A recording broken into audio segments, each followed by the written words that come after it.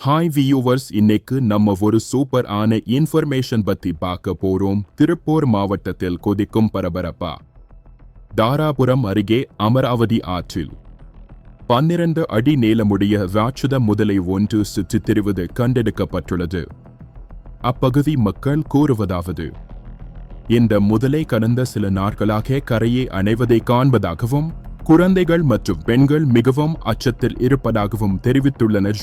இந்த அமராவதி ஆறு கடந்த 24 ஆண்டுகளாகவே முதலைகளின் இனப்பெருக்கத்திற்காக முக்கிய இடமாக மாறியிருக்கிறது. ஆனால் இம்முறை தென்பட்டது ஒரு ராட்சதம். நன்கு வளர்ந்த 12 அடி நீளமுடைய முதலை. பொதுமக்கள் கடும் கோரிக்கை விடுத்துள்ளனர்.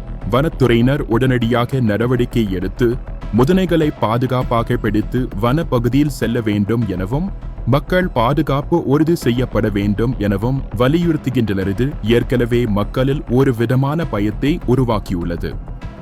குழந்தைகள் பள்ளிக்கூடம் செல்ல பயப்படுகின்றனர். விவசாயிகள் ஆற்றருகே செல்வதை தவிர்க்க ஆரம்பித்துள்ளனர். அமராவதி ஆற்றில் முதலைகளின் எண்ணிக்கை நாளாக அதிகரித்து வருவதால் இது வனத்துறைக்கு ஒரு சவாலாக மாறியுள்ளது.